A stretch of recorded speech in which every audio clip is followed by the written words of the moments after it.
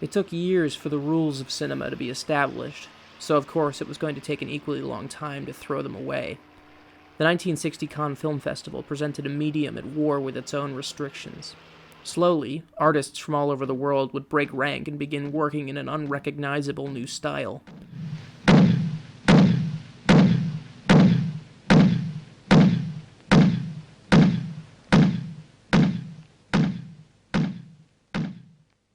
Some took their cameras off their tripods and took to the streets, experimenting with docurealism and impromptu, less traditional shot composition.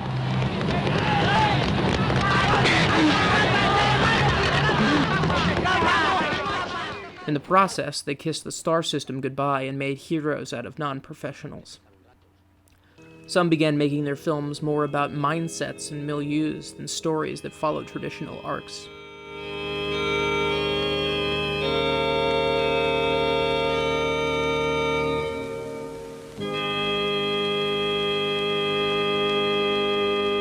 L'âge d'or, c'est le seul moment où le merveilleux se présente sous son vrai nom.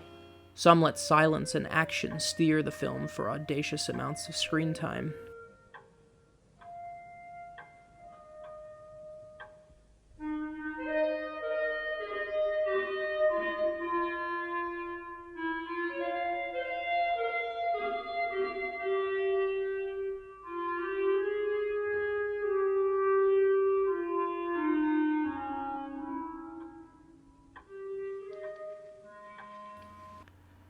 Some experimented with direct address, calling one's attention to the mechanics of filmmaking. 人間誰一人としてこの老衰していくということから免れることはできません。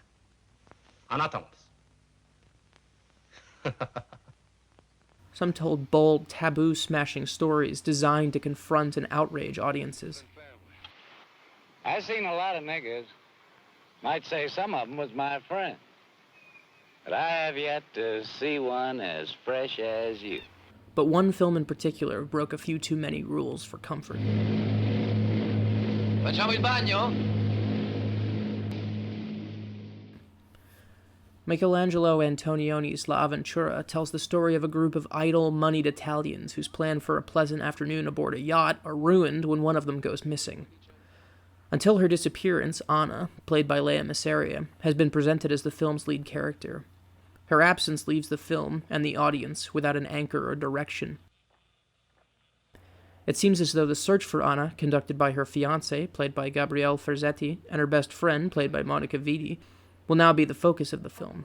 But that too falls by the wayside in favor of examining their slow courtship. By the time the film ends, it's an open question as to what exactly it's about. And certainly critics have enjoyed examining its every secret and half-truth since it debuted, but at the time it caused an unimaginable uproar. At its first screening, the audience booed. Antonioni and Vitti fled in embarrassment, and it seemed to be a failure.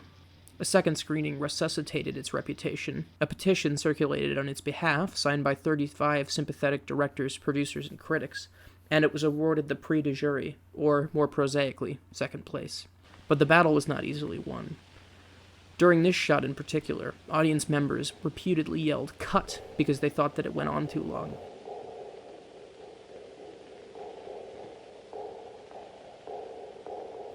Imagine, if you can, audiences today rioting over the length of a shot. That ought to provide a window into what made La Avventura stand apart from the films that preceded it. Everything about it defied convention. Other films, like Federico Fellini's La Dolce Vita, which took home the festival's top prize, the Palme d'Or, reflected a modernist condition, but it was guided by a chatty, charismatic hero in a world people recognized, that of celebrity culture. Silvia, please, come back! I don't want to come back, no! Ingmar Bergman's The Virgin Spring, which also received a citation, was about consequences, and thus, even at its most austere and troubling, made perfect narrative sense.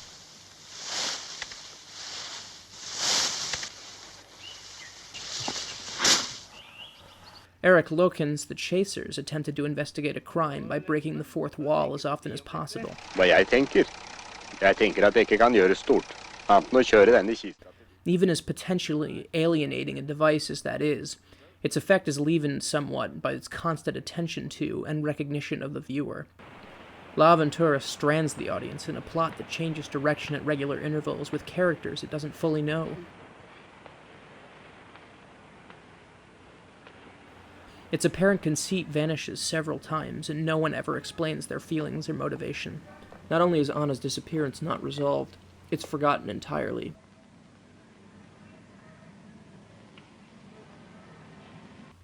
The camera, meanwhile, stares at Vidi and Ferzetti in unconventional framing, staying with them for every second of silent contemplation of their own identities and of each other. It often flows through spaces and conversations like a spectral character, obeying no conventions of movement, axis, or space. Antonioni directed like few others ever had.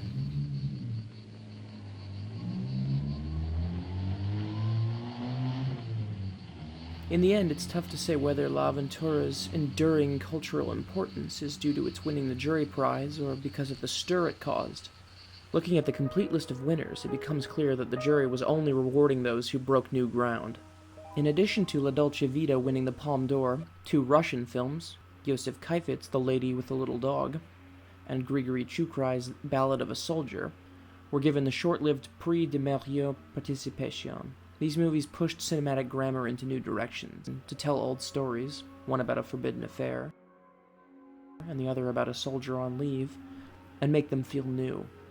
But, as stunning and revelatory as they are, those films haven't had the lasting impact on modern theory that La Aventura did.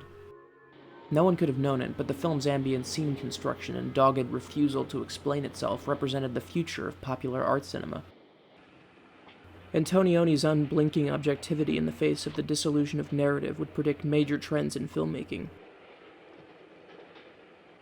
But in competition with flamboyant works and recognizably popular style by the likes of Vincente Minnelli and Nicholas Ray, it must have been like looking into an empty crystal ball. When its first audience rejected it, they were reacting to a whole new way of storytelling. Who could blame them for not understanding? The art form's very foundations had been shaken. Even today, some are not convinced. But it seems that every month of the year, some experiment bearing its influence will hit theaters. To realize that is to come to terms with why the Cannes Film Festival's legacy is secure. This is where change starts. This is where artists wage war for progress. It all happens here.